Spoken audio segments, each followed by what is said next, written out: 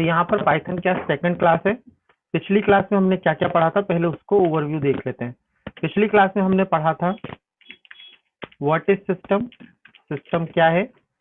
दूसरी चीज हमने पढ़ी थी पार्ट ऑफ सिस्टम, सिस्टम को कितने पार्ट में बांटा गया है। तो यहाँ पे सिस्टम को दो पार्ट्स में बांटा गया था। फर्स्ट पार्ट था सॉफ्टवेयर एंड सेकंड पार्ट था हार्डवेयर।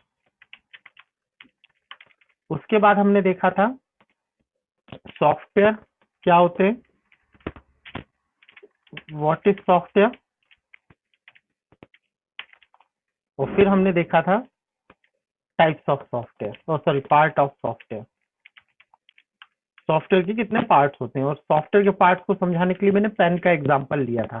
तो यहाँ पे होता था front end tool and back and tool, दो तरह के यहाँ पे डिवीजन, फ्रंट एंड टूल और बैक एंड टूल, यहाँ पे दो डिवीजन थे।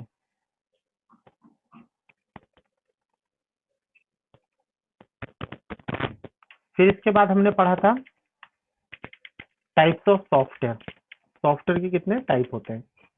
तो सॉफ्टवेयर के तीन टाइप थे, जिसमें था पहला सिस्टम सॉफ्टवेयर, दूसरा था एप्लीकेशन सॉफ्टवेयर,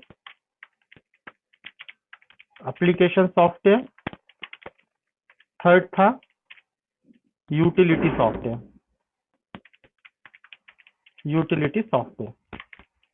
तीन तरह के सॉफ्टवेयर थे। सिस्टम सॉफ्टवेयर के अंदर मैंने क्या बताया था, जितने भी ऑपरेटिंग सिस्टम इस दुनिया में, जितने भी ऑपरेटिंग सिस्टम हैं और जितने भी ड्राइवर्स हैं जो किसी हार्डवेयर को चलाने का काम करते हैं, वो सारे के सारे किस कैटेगरी में आते हैं, system software. All the inbuilt program with operating system, जो ऑपरेटिंग सिस्टम के साथ हमें दिए जाते हैं, वो सारे के सारे किस में कंसीडर किए जाते हैं, एप्लीकेशन में। एंड जो सॉफ्टवेयर हम परचेस करते हैं या फिर डाउनलोड करते हैं रिक्वायरमेंट के हिसाब से, उसको किस कैटेगरी में रखा गया, यूटिलिटी, के पिछली क्लास में हम पढ़ चुके हैं। आज के जो ऑब्जेक्टिव है, जो दो टॉपिक आज हमें कवर करने हैं, एक्चुअल में तीन टॉपिक कवर करने हैं। फर्स्ट है लैंग्वेज, लैंग्वेज क्या होती है। दूसरा पार्ट हमें जो कवर करना है वो है प्रोग्रामिंग, प्रोग्रामिंग या प्रोग्राम किस टाइप के होते हैं। और थर्ड इंट्रोडक्शन ऑफ पाइथन। आज हमें ये तीन टॉपिक कवर करने हैं, इंट्रोडक्शन वाला पार्ट भी खत्म करना है।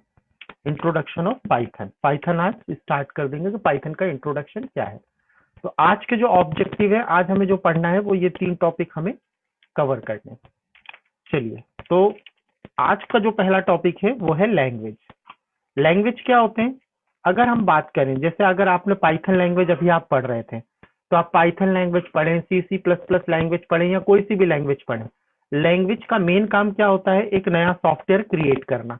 जैसे फ्रंट एंड टूल के अंतर्गत क्या आती हैं, जितनी भी हाई लेवल लैंग्वेजेस हैं, जितनी भी हाई लेवल लैंग्वेजेस हैं, all is considered as a front end tool. और जितने भी DBMS होते हैं वो सब बैक एंड टूल के अंदर आते हैं, है ना। तो यहाँ पर लैंग्वेज क्या होती है, अगर मैं सिंपल बोलूं, अगर आप पाइथन की बात करें, पाइथन में क्या होते हैं, सेट ऑफ इंस्ट्रक्शंस, निर्देशों के जो समूह होते हैं, उसे क्या बोला जाता है, लैंग्वेज बोला जाता है। तो सिंपल वे में अगर कोई पूछता है व्हाट इज लैंग्वेज, तो लैंग्वेज मीन्स क्या होता है, it is a set of instructions, मतलब पहले से कुछ प्री डिफाइंड रूल है जो हमें फॉलो करने हैं। यहाँ पे रूल क्या होते हैं, पहले से प्री डिफाइन होते हैं, जिसका यूज करके हम क्या करते हैं, अपनी कोडिंग को कंप्लीट करते हैं। तो प्री डिफाइन का मतलब होता है पहले से बने हुए कोड। तो यहाँ पे पहले से बने हुए कोड्स हैं, जिसको फॉलो करके हमें क्या करना पड़ता है, अपनी प्रोग्रामिंग करनी पड़ती है। जैसे मैं बात करूं, जैसे हम पाइथन लैंग्वेज की बात करें, तो पाइथन लैंग्वेज में हमें क्या क्या रूल मिले हैं, कि यदि आपको प्रिंट करवानी है कोई चीज, तो आपको उसको प्रिंट के अंदर लिखना पड़ेगा। अगर आपको उससे इनपुट करवाना है तो आप इनपुट फंक्शन का यूज करेंगे। अगर किसी भी वेरिएबल के अंदर वैल्यू स्टोर करनी है तो कौन सा फंक्शन यूज करेंगे, इनपुट फंक्शन यूज करेंगे। यहाँ पे आपको जो इंडेंट पोजीशन होती है, इसको भी ध्यान रखना पड़ता है। इंडेंट पोजीशन मतलब लेबल, इंडेंट जैसे ये जो है ये इंडेंट पोजीशन है, यहाँ पे ये एक लाइन में आ रही है सारी चीजें, इसे इंडेंट पोजीशन कहते हैं। तो कुछ प्री डिफाइंड रूल्स होते हैं पहले से हर लैंग्वेज के। अगर एक लैंग्वेज और की बात कर लेते हैं जैसे सी प्लस प्लस, तो सी प्लस प्लस में क्या रूल दिए गए हैं कि यदि आपको कोई भी सी प्लस प्लस के अंदर कोडिंग करनी है तो वो लोअर केस में होनी चाहिए। प्लस प्लस में एक रूल है कि सारी कोडिंग आपको स्मॉल लेटर में करनी है। आपको अगर आउटपुट करना है तो सी आउट कमांड का यूज करना है, आइडेंटिफायर का यूज करना है। अगर आपको इनपुट करना है तो सी इन यूज करना है। यहाँ पे every and each line terminated bye semicolon, her line को सेमीकोलन से टर्मिनेट करना जरूरी है। Every and each line terminated bye semicolon, her line को सेमीकोलन से टर्मिनेट करना जरूरी है। तो हर लैंग्वेज के अपने पहले से कुछ बने बनाए नियम होते हैं जिन्हें फॉलो करके हम क्या करते हैं, प्रोग्रामिंग करते हैं। तो सिंपल सी चीज, व्हाट इज लैंग्वेज? तो language is a set of instructions, पहले से बने हुए कुछ निर्देश हैं, उनके जो समूह हैं उसको क्या बोला जाता है, लैंग्वेज। और लैंग्वेज का काम क्या होता है, मैंने हाई लेवल लैंग्वेज जब पढ़ाया था फ्रंट एंड के अंदर तो मैंने बताया था, क्रिएट अ न्यू सॉफ्टवेयर।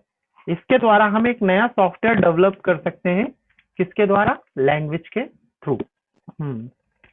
अब हमारे पास है टाइप्स ऑफ लैंग्वेज। लैंग्वेज कितने टाइप के होते हैं, लैंग्वेज कितने टाइप के होते हैं? तो यहाँ पे अब बात आती है टाइप्स ऑफ लैंग्वेज। तो लैंग्वेज क्या होती है, सेट ऑफ इंस्ट्रक्शंस, पहले से बने हुए प्रीडिफाइंड रूल्स है। इंस्ट्रक्शन मतलब निर्देश हैं जिन्हें हम फॉलो करके अपना प्रोग्राम क्रिएट करते हैं, और इसके द्वारा लैंग्वेज के थ्रू हम क्या कर सकते हैं, एक नया सॉफ्टवेयर डेवलप कर सकते हैं। तीन तरह की लैंग्वेजेस होती हैं। पहली होती है, एक्चुअल में इसको ऐसे भी कैटेगराइज किया गया है, low level language, middle level language, middle level language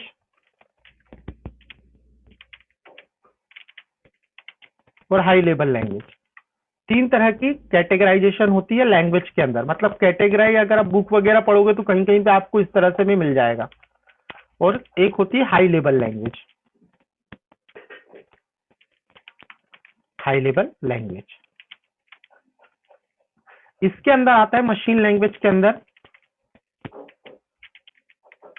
machine language. Low level के अंदर क्या आती है, मशीन लैंग्वेज। फिर इसके अंदर आती है असेंबली लैंग्वेज।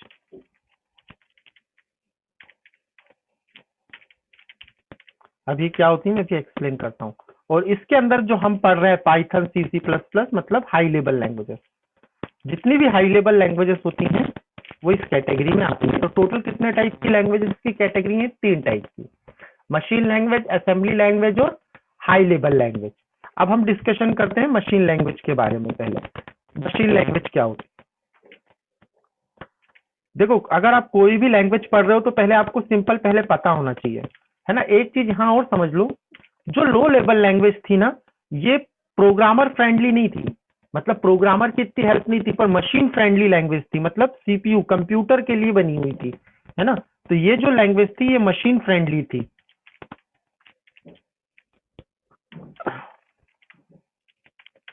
ये मशीन फ्रेंडली लैंग्वेज थी। मतलब मशीन को ज्यादा लोड नहीं होता था, मशीन को काम करने में कोई दिक्कत नहीं है, क्योंकि मशीन का लोड कम है। लोड किसका होता था, यूजर का ज्यादा होता था। और जैसे जैसे यहाँ पे कस्टमाइजेशन होता गया, है ना, तो यहाँ पर कस्टमाइजेशन होता गया तो यहाँ पे यूजर का काम क्या होता गया, आसान होता गया। तो यहाँ पे जो लैंग्वेज है ऐसे मिडिल लेवल, ये यूजर और मशीन फ्रेंडली है। मतलब दोनों तरह से काम करती है। मतलब यूजर के लिए भी आसान है क्योंकि कस्टमाइजेबल है, मतलब इसे कस्टमाइज कर दिया गया है। अभी मैं आगे चल के और बताता हूँ। लैंग्वेज मतलब ये यूजर के लिए भी पढ़ने में आसान है और कंप्यूटर के लिए भी आसान है। और हाई लेवल लैंग्वेजेस है वो केवल यूजर यानी प्रोग्रामर के लिए बनी हुई है, प्रोग्रामर फ्रेंडली लैंग्वेज है, प्रोग्रामर फ्रेंडली लैंग्वेज है। मतलब प्रोग्रामर का काम इसमें आसान होता है ना। तो यहाँ पे सबसे पहले बात करते हैं लो लेवल लैंग्वेज की। तो यहाँ पे बस मैंने ये चीज बताई है कि जब शुरुआत में लैंग्वेज आई, सबसे पहले आई मशीन, उसके बाद आई असेंबली, उसके बाद आई हाई लेवल। तो जैसे जैसे इन्वेंशन होते गए यूजर का जो लोड था वो कम होता गया, क्योंकि लैंग्वेज में कस्टमाइजेशन आ गया, मतलब उसको और आसान कर दिया गया। तो पहले जो लैंग्वेज थी वो मशीन पे फ्रेंडली होती थी, मशीन का लोड कम होता था, यूजर का लोड ज्यादा होता था। फिर धीरे धीरे क्या होता गया कि मशीन का यूजर का लोड मतलब प्रोग्रामर जो है उसके लिए सिंपल हो गई लैंग्वेज, और मशीन क्या क्या हो गया, लोड बढ़ गया, मतलब मशीन को इंटरनली वर्क करना पड़ेगा अपने आप, ऑटोमेटिक, है ना। इसको ऐसा समझते हैं, कोई भी लैंग्वेज होती है उसमें दो तरह के कोड होते हैं, एक होता है सोर्स कोड और एक होता है मशीन कोड। कोई भी लैंग्वेज आप ले लो, हाई लेवल भी ले लोगे तो ये दो तरह के कोड पाए जाते हैं। पहला होता है सोर्स कोड, दूसरा होता है मशीन कोड। सोर्स कोड क्या होते हैं, जो यूजर द्वारा लिखे जाते हैं, यूजर रिटर्न जो लैंग्वेज होती है, मतलब जो हम लिखते हैं, जैसे हमें यहाँ पे ABCD है जो टाइप कर रहा हूँ, ये सोर्स कोड है। और मशीन कोड क्या होती है, बाइनरी लैंग्वेज जो कंप्यूटर समझता है। कंप्यूटर कभी भी ABCD नहीं समझता, कंप्यूटर क्या समझता है, 0-1। तो जो 0-1 वाला फॉर्मेट होता है उसे कहते हैं बाइनरी लैंग्वेज। 0 और 1 से मिलके जो बनता है उस तरह का फॉर्मेट क्या कहलाता है, बाइनरी। तो कोड दो तरह के थे, एक जो हम समझते हैं और एक जो कंप्यूटर समझता है। कंप्यूटर ABCD नहीं समझता, हम 0-1 नहीं समझते। पर जब मशीन लैंग्वेज जब शुरुआत में डेवलप हुई तो उस समय क्या हुआ कि यहाँ पर जो यूजर था, जो प्रोग्रामर था, प्रोग्रामर जो था वो कोडिंग किस में करता था, बाइनरी में, बाइनरी लैंग्वेज में ही कोडिंग करता था। कहने का मतलब ये है कि वो ABCD नहीं लिखता था प्रोग्रामिंग के लिए, वो बाइनरी कोड का यूज करता था। जैसे अगर प्रोग्रामर को A लिखना है तो उसे A का बाइनरी कोड याद होना चाहिए था, अगर उसे B लिखना है तो उसे B का बाइनरी कोड याद होना चाहिए, अगर उसे B लिखना है तो B का बाइनरी कोड याद होना चाहिए, अगर उसे C लिखना है तो उसे C का बाइनरी कोड याद होना चाहिए, इस तरह से। तो यहाँ पे तो मैंने अपने मन से लिख दिया है। तो यहाँ पर A का बाइनरी कोड ये, B का ये, C का ये, तो ऐसे कितने कैरेक्टर्स होते हैं, 255 कैरेक्टर्स, 256 होते हैं, 0 से 255 मतलब 256 कैरेक्टर लिस्ट होती है कंप्यूटर में। तो हर एक कैरेक्टर का आप क्या करोगे, हर एक कैरेक्टर को वो करोगे क्या, हर एक कैरेक्टर का बाइनरी कोड याद रख पाएंगे क्या हम, नहीं। तो यहाँ पर क्या था कि हमारा जो प्रोग्रामर था उसका लोड ज्यादा था, मशीन तो बाइनरी समझता है, उसको तो कोई ट्रांसलेशन की दिक्कत ही नहीं है, वो तो आप सीधे भेजोगे वो उसे अपने में एक्सेप्ट कर लेगा। तो यहाँ मशीन का लोड कम था बट यूजर का लोड क्या था, ज्यादा था। तो जब भी हम कोई भी प्रोग्रामिंग बाइनरी लैंग्वेज में करके भेजते थे तो कंप्यूटर आसानी से उसे समझ लेता था, मतलब उसको वो 0-1 में ही प्रोग्रामिंग करता है तो उसकी दिक्कत नहीं थी। दिक्कत किसकी थी, हमारी। तो बाइनरी कोड हमें याद करने पड़ रहे थे। तो हमने यहाँ पे जो भी कंप्यूटर को इंस्ट्रक्शन दिए वो बाइनरी में ही लिखे जा रहे हैं और बाइनरी कंप्यूटर समझता भी है। तो बीच में हमें ट्रांसलेटर की कोई जरूरत ही नहीं पड़ी, बीच में हमें किसी भी तरह के ट्रांसलेटर की जरूरत नहीं पड़ी। क्यों, कंप्यूटर समझता भी बाइनरी है और यूजर लिख भी बाइनरी रहा है, सीधी सी चीज है। मैं बोल भी इंग्लिश रहा हूँ, आप समझते भी इंग्लिश हो, तो बीच में किसी ट्रांसलेटर की जरूरत होगी ही नहीं। तो ये काम था किसका, हमारा मशीन का। तो मशीन लैंग्वेज में क्या होता था, इन दिस लैंग्वेज ध्यान से समझिएगा, source code are written in binary language. जब शुरू में लैंग्वेज आई उस समय जो सोर्स कोड थे वो क्या थे, बाइनरी लैंग्वेज। कभी भी जो चेंजेस होते हैं वो प्रोग्रामर के हैंड पे होते हैं, इस साइड। कंप्यूटर अभी भी क्या समझता है, बाइनरी। कंप्यूटर के हैंड में कोई भी चेंजेस नहीं होते हैं। आज भी कंप्यूटर, हाई लेवल का जमाना आ गया फिर भी कंप्यूटर क्या समझता है, बाइनरी। ठीक है, तो हमेशा चेंजेस इस तरफ होते हैं सोर्स कोड में जो प्रोग्रामर लिखता है।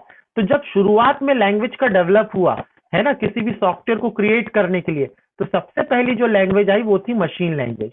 और जो मशीन लैंग्वेज थी वो क्या थी, उसमें जो प्रोग्रामर था उसको बाइनरी कोड याद रखने पड़ते थे हर कैरेक्टर के, है ना। कि अगर आपको 2+3 करना है, जैसे आपको सिंपल एक प्रोसेसिंग करनी है 2+2 और इसका आपको आंसर चाहिए, तो आपको 2 का भी बाइनरी कोड याद रखना पड़ेगा और इसको 3 कर देता हूं, और आपको 3 का भी बाइनरी कोड याद रखना पड़ेगा।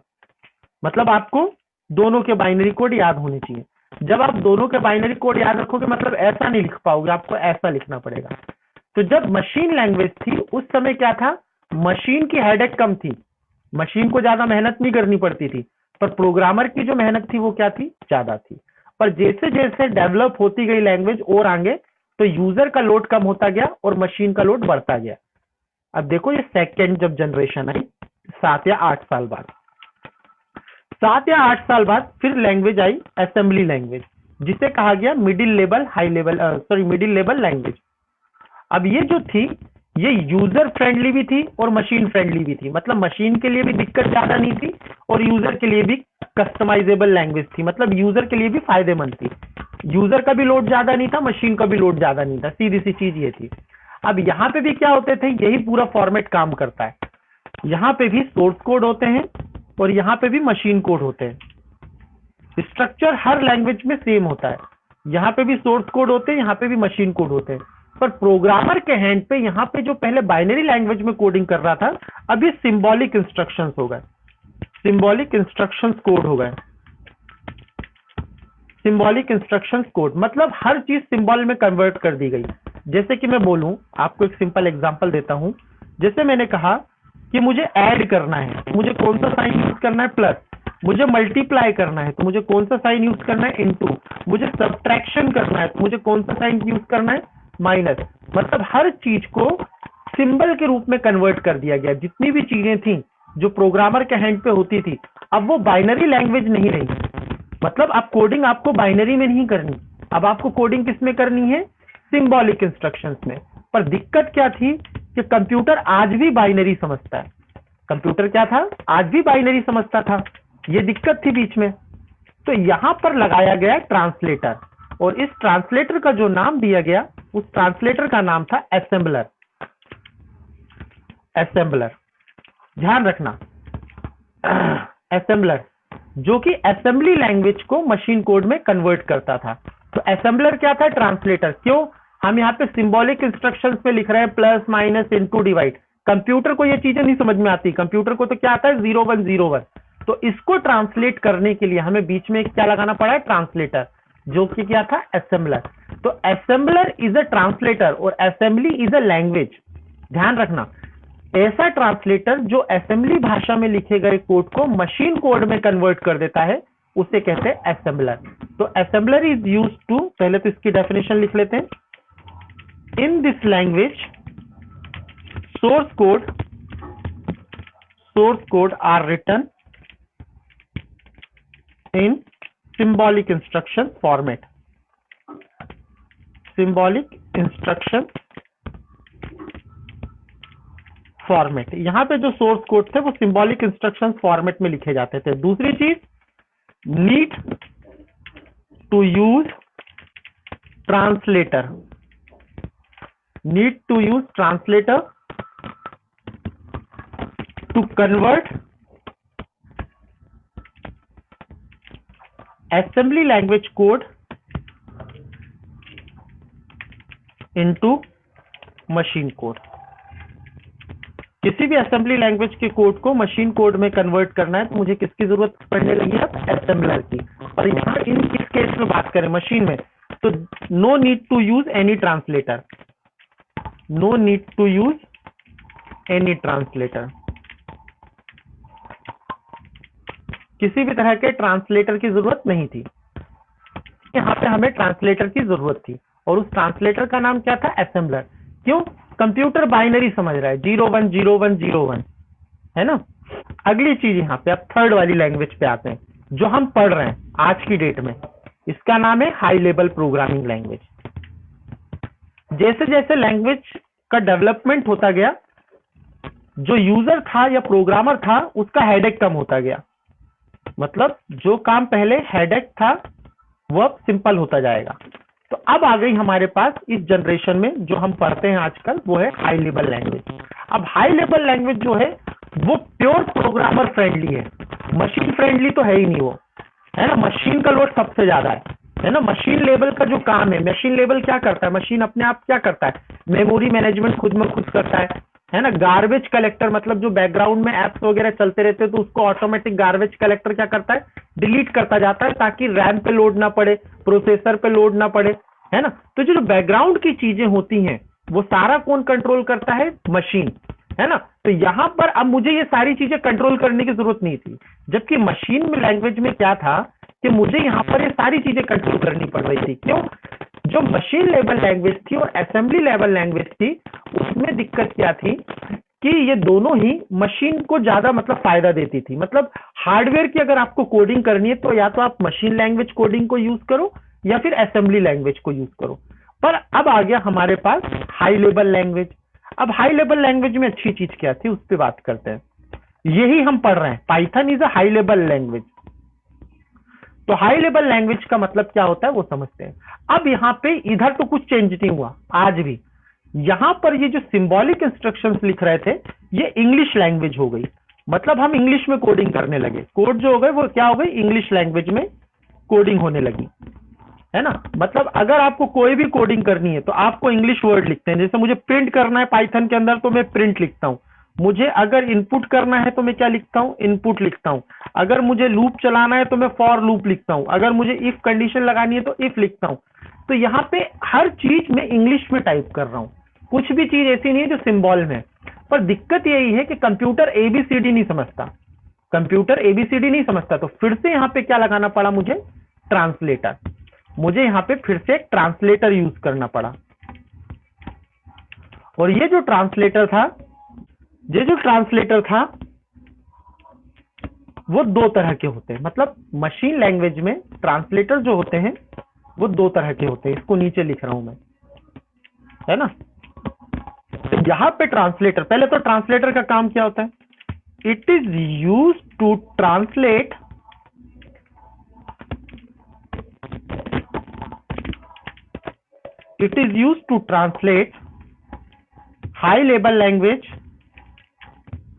high level language into machine code. जो भी हाई लेवल लैंग्वेज थी उसको मशीन कोड में कन्वर्ट करने के काम आता था, है ना। कौन? ट्रांसलेटर का ये काम है। ट्रांसलेटर का काम क्या है, जो भी इंग्लिश में कोड लिखा है उसको बाइनरी में कन्वर्ट करो, है ना। पर यहाँ पे अच्छी चीज क्या थी कि यहाँ पे दो तरह के ट्रांसलेटर होते हैं। देयर आर, ये ध्यान रखना है, वाइवा का क्वेश्चन है। There are two types of translator.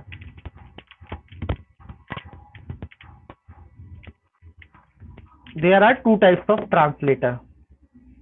यहां पे दो तरह के ट्रांसलेटर हैं। First, interpreter and second is compiler. कुछ लैंग्वेजेस ऐसी हैं जो इंटरप्रेटर का यूज करती हैं ट्रांसलेशन के लिए, है ना।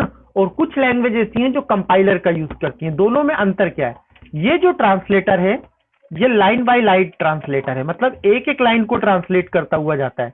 जबकि ये जो कंपाइलर है ये पेज वाइज ट्रांसलेटर है। मतलब पूरे प्रोग्राम को एक साथ उठाएगा और उसे ट्रांसलेट कर देगा, अलग अलग एक एक लाइन को ट्रांसलेट नहीं करेगा। तो जो पुरानी लैंग्वेजेस होती थी, जैसे बात करें, जैसे पाइथन जो है वो इंटरप्रेटेड लैंग्वेज है ना। पर अगर मैं बात करूं कंपाइलर कौन यूज करता है, सी लैंग्वेज, C++ लैंग्वेज, ये कंपाइलर यूज करते हैं। जो थोड़ी पुरानी लैंग्वेज थी ये कंपाइलर। तो सबके अपने फायदे नुकसान है। और एक चीज मैं और बता दूं आपको वाइवा के लिए, कि जो लेटेस्ट लैंग्वेजेस है जैसे .NET हो गई या जावा हो गई, ये बहुत इंपॉर्टेंट लैंग्वेजेस मानी जाती हैं। ये दोनों सपोर्ट करती हैं, ये इंटरप्रेटर भी यूज करती हैं। इसको ऐसे नहीं, ऐसे लिख देता हूं।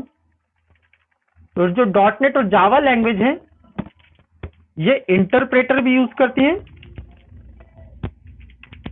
और कंपाइलर भी यूज करती है। मतलब दोनों का यूज करके प्रोग्राम बनाती हैं, ये दोनों यूज करती है।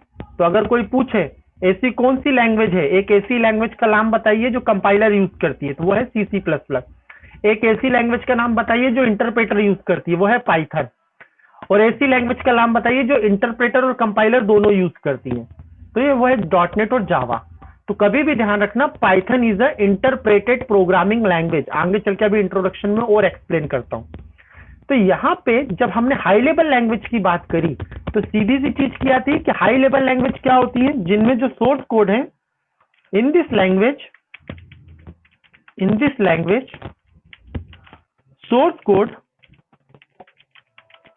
code are written in English language। Source code क्या होते हैं, इंग्लिश में लिखे जाते हैं। और यहां पे भी नीड एनी ट्रांसलेटर, यहां पे भी मुझे एक ट्रांसलेटर की जरूरत थी। ठीक है, कहां पर? High level language. क्यों? कंप्यूटर 0-1 समझता है, हम समझते हैं ABCD। तो ABCD को ट्रांसलेट करने के लिए, मतलब जो कैरेक्टर्स होते हैं ABCD अल्फाबेट कैरेक्टर्स, उसको भी ट्रांसलेट करने के लिए हमें एक ट्रांसलेटर की बीच में मीडिएटर की जरूरत थी।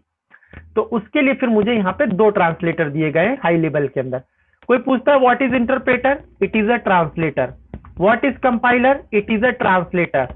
इंटरप्रेटर और कंपाइलर में क्या डिफरेंस है? इंटरप्रेटर जो होता है वो लाइन बाय लाइन ट्रांसलेट करता है, मतलब एक एक लाइन को उठाएगा और ट्रांसलेट करेगा। इसका एक एग्जांपल देता हूं।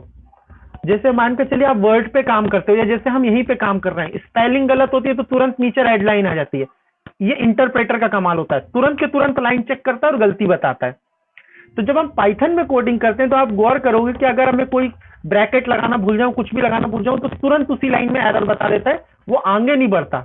वो ये नहीं बोलता कि भाई कि आपको मतलब प्रोग्राम रन होगा तब मैं सारी गलतियां बताऊंगा। जबकि कंपाइलर क्या करता है, आप 50 गलतियां कर दो प्रोग्राम में, वो क्या करेगा, जब लास्ट में जब आप उसे कंपाइल करोगे तो जितनी भी टोटल नंबर ऑफ एरर्स है वो आपके सामने शो करेगा। वो एक एक करके शो नहीं करेगा, उसी समय टोकेगा नहीं। तो सबके अपने फायदे नुकसान है। इंटरप्रेटर क्या करता है, बार बार टोकता है। जैसे स्पेलिंग गलत है जो टोका, तो बार बार क्या होता है, प्रोग्रामर का जो ध्यान है वो लॉजिक से हटने लगता है ना। तो ये इसका है कि बार बार कोई पॉपअप मेनू आपके सामने आ रहा है, ये लाइन गलत है, ये लाइन गलत है, ये लाइन गलत, तो वहां पर क्या होता है, फिर आदमी का दिमाग खराब होने लगता है प्रोग्रामर का। तो फिर क्या इंट्रोड्यूस हुआ, कंपाइलर। कंपाइलर ने बोला आप करते रहो 50 गलतियां प्रोग्राम में, कोई दिक्कत नहीं है ना, मैं तो एक साथ ट्रांसलेट करूंगा और एक साथ सारी गलतियां बताऊंगा। तो प्रोग्रामर अपना लॉजिक बना रहा है, उसको कोई दिक्कत नहीं है। पर जैसे ही प्रोग्राम एंड हुआ और उसने उसे ट्रांसलेट किया, तो जितने भी टोटल नंबर ऑफ एरर्स थे कि कहां पे सेमीकोलन नहीं लगा, कहां पे ब्रैकेट नहीं लगा, किस चीज को कैपिटल लिख दिया, किस चीज को स्मॉल लिख दिया, सारी चेकिंग करके वो आपके सामने जितने भी एरर होंगे तो शो कर देगा। तो ध्यान रखना, कहीं कहीं पे ये हो जाता है कंफ्यूज करने के लिए कि इंटरप्रेटर और कंपाइलर एरर फाइंडर है क्या?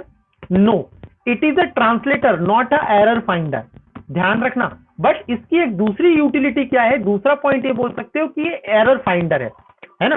भाई देखो एरर फाइंडर क्यों है, यहाँ पे बीच में कंपाइलर रखा हुआ है। एक यहाँ पे बात को समझने की कोशिश करना, मैं यहाँ पे ट्रांसलेटर क्या यूज कर रहा हूँ, कंपाइलर, और इसको मुझे इफ को ट्रांसलेट करना है बाइनरी में, इसको ट्रांसलेट करना है बाइनरी में।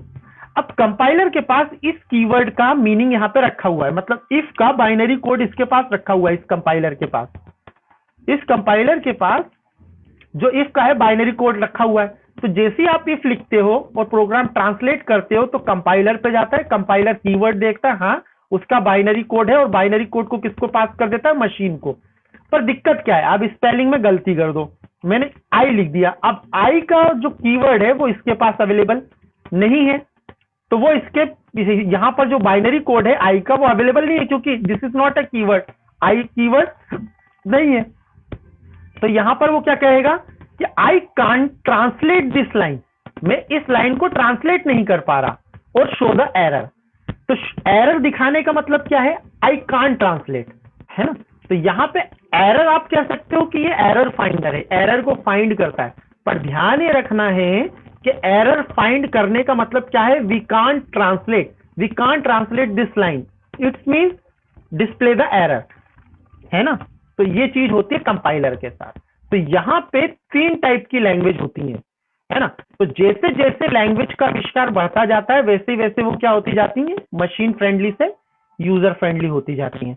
मतलब मशीन का लोड ज्यादा हो गया, यूजर का लोड, पहले हमें बाइनरी कोड याद रखने पड़ रहे थे, नहीं, अब हमें अपनी लैंग्वेज में कोडिंग करनी है, अब उसको बाइनरी में ट्रांसलेट करना है, मेमोरी में कहाँ पे कौन सी चीज को प्लेस करना है, ए को कहाँ जगह देनी है, वेरिएबल ए को कहाँ जगह देनी है, वेरिएबल बी को कहाँ जगह देनी है, दोनों को प्लस कैसे करना है, गार्बेज कलेक्टर जो होते हैं, फालतू के जो वैल्यूज होती हैं जो बनती जाती है बैकग्राउंड में, उनको कौन डिलीट करेगा, गार्बेज कलेक्टर डिलीट करेगा, है ना। ये सारा लोड मशीन पे चला गया, मतलब मशीन की वर्किंग, तभी प्रोसेसर का लॉजिक आया, है ना।